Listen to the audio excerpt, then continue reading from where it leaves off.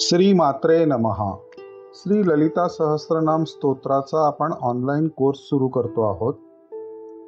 सुरुवातीचे 1-2 भाग आपण या स्तोत्राच्या संदर्भातील सर्व माहिती, नंतर पठण करण्याची पद्धती, या सगळ्या गोष्टी सांगितल्या जाणार आहेत. त्यानंतर आपल्याला एकेका श्लोकाचे उच्चारण शिकवले जाणार आहे. श्री ललिता सहस्रनामाचं संपूर्ण निरूपण हे श्री ललिता सहस्रनाम भावार्थ निरूपण खंड 1 ते खंड 4 अशा 4 खंडांमध्ये आपण केलेले आहे. सदरील 4ही पुस्तके उद्गार प्रकाशनाने प्रकाशित केली असून या 4 पुस्तकांचं एकत्रित मूल्य 1500 रुपये आहे. ही पुस्तकं जर आपल्याला हवी असतील तर या व्हिडिओच्या खाली जी लिंक दिलेली आहे तिथे जाऊन आपण पुस्तकं बुक करू शकतात. पुस्तकं आपल्याला घरपोच प्राप्त होते. आता थोडीशी ललिता सहस्त्रनामा संदर्भातील माहिती सांगतो. आपल्याकडे व्यासांनी रचलेली 18 मुख्य पुराणे मानली जातात. त्यातलं सगळ्यात शेवटचं पुराण म्हणजे ब्रह्मांड पुराण. या ब्रह्मांड पुराणातील उत्तराखंडामध्ये ललितोपाख्यान असं 320 श्लोकांचं एक आख्यान आहे.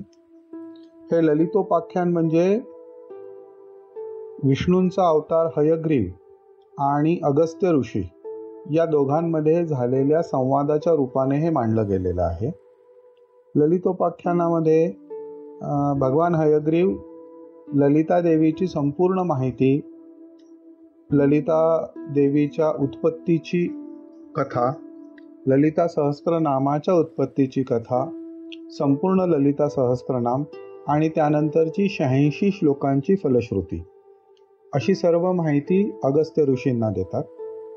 ललिता सहस्त्रनामाच्या रचयित्या या अष्टवाग्देवी आहेत. अष्टवाग्देवींनी हे स्तोत्र सर्वात प्रथम रचलं. नंतर मानवाला हे स्तोत्र हयग्रीव अगस्त्य संवादाच्या माध्यमातून आणि ब्रह्मांड पुराणातून प्राप्त झालं. ललिता सहस्त्रनाम हे स्त्रीविद्या उपासनेच्या प्रस्थानत्रयींपैकी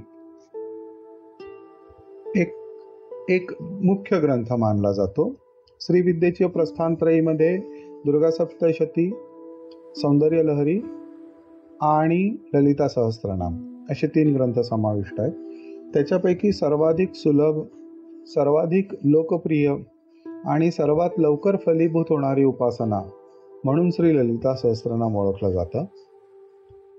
कुठल्याही संस्कृत श्लोकाला किंवा स्तोत्राला आत्मसात करण्यासाठी आधी त्याची संथा घ्यावी लागते आणि संथा घेऊन प्रत्येक अक्षराचा योग्य उच्चार केल्यास त्या स्तोत्राचं फल प्राप्त होतं. दुर्गा सप्तशतीच्या संदर्भात अन्यसुद्धा नियम भरपूर आहेत. त्यामुळे त्या दृष्टीने प्रत्येक व्यक्ती सहजगत्या जी उपासना करू शकेल ती ललिता सहस्त्रनामाची उपासना आहे. दक्षिण भारतामध्ये याचा घरोघरी प्रचार झालेला आहे. महाराष्ट्रात आपण या यूट्यूब चॅनलच्या माध्यमातून, या यूट्यूबवरच्या ऑनलाईन कोर्सच्या माध्यमातून आपण हा घरोघरी प्रचार करण्याचा प्रयास करतो आहोत. त्यामुळे ज्यांना कोणाला शक्ती उपासनेबद्दल समजून घ्यायचं असेल, ज्यांना कोणाला शक्ती उपासना शिकायची असेल, ज्यांना कोणाला ललिता सहस्त्रनाम आत्मसात करायचं असेल, अशा आपल्या प्रत्येक सुहृदाला आपण या चॅनलची लिंक द्या आणि आवर्जून रोज पोस्ट केले जाणारे व्हिडिओ ऐका, बघा. त्याचप्रमाणे मला या ठिकाणी अजून एक विनंती करायची आहे. ती म्हणजे आपण सोमवार ते शनिवार आपले नित्य एक व्हिडिओ येत जातील. हे व्हिडिओ बघताना तुमच्या मनामध्ये काही शंका उपस्थित होतील, तुम्हाला काही प्रश्न असतील तर त्या शंका, ते प्रश्न तुम्ही खाली कॉमेंटमध्ये विचारा. रविवारी आपण याच्यातील काही निवडक प्रश्नांची उत्तरं सुद्धा देण्याचा प्रयास करू.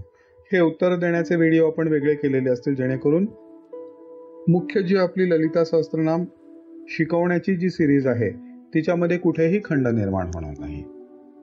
मला खात्री आहे या उपक्रमाला समस्त हिंदू बंधू भगिनींच्याकडून अत्यंत सक्रिय आणि भरघोस असा प्रतिसाद लाभेल. धन्यवाद. श्री मात्रे नमः.